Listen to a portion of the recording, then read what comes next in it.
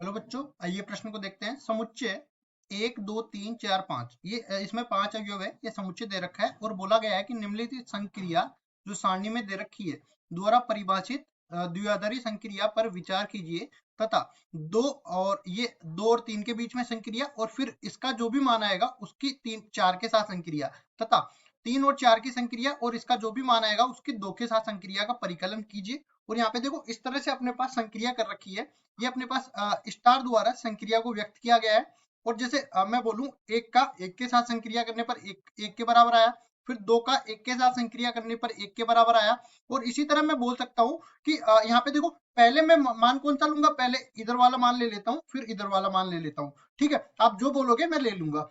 अब उसके बाद देखो यहाँ पे मुख्य अवधारणा की चर्चा कर लेते हैं।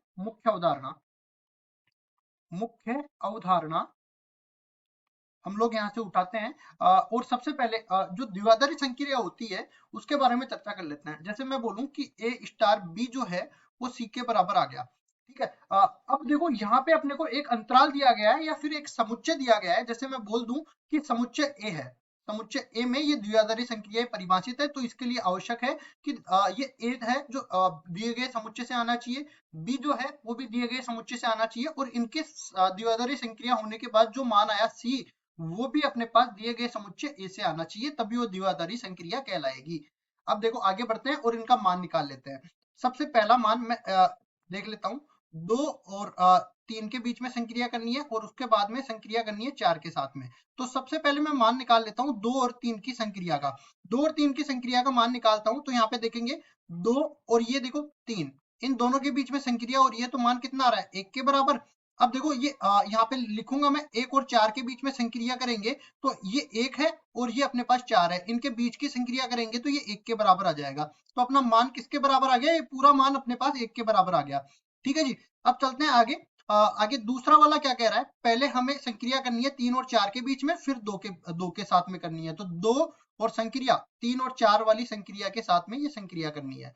ठीक है, तो 3 और 4 की संक्रिया देख लेते हैं। ये 3 है और ये 4 है, दोनों की संक्रिया करने पर एक निकल के आया, तो यहाँ पे लिखेंगे ये एक निकल के आ गया। 3 और 4 की संक्रिया करने पर एक निकल के आ गया और उसके बाद में 2 की संक्रिया कर देंगे एक के साथ, तो देखो 2 की संक्रिया एक के साथ करेंगे तो ये फिर से एक निकल के आ गया, तो ये इसका मान भी अपने पास एक के बराबर हो गया। तो मैं कह सकता हूं कि देखो यहाँ पे लिखेंगे 2 और 3 की संक्रिया और इसकी संक्रिया 4 के साथ, इसका मान 1 के बराबर निकल के आया। इसी तरह 2 की संक्रिया 3 और 4 की संक्रिया के साथ में, इसका मान भी 1 निकल के आ गया। तो यहाँ से मैं कहूंगा 2 और 3 की संक्रिया और इसकी संक्रिया 4 के साथ, इसी तरह 2 की संक्रिया 3 और 4 की संक्रिया के साथ में, ये दोनों मान आपस में बराबर है। तो देखो एक तो हमें ये दोनों मान निकालने ही थे, साथ ही साथ मैं ये भी बता देता हूँ कि जब भी इस तरह से आ जाता है ना तो अपने पास ये साचर्य संक्रिया कहलाती है। साचर्य गुणधर्म का ये पालन कर रही है। ठीक है, तो ये अपना उत्तर आ जाएगा। आशा करता हूँ ये सवाल आपको समझ में आया होगा। धन्यवाद।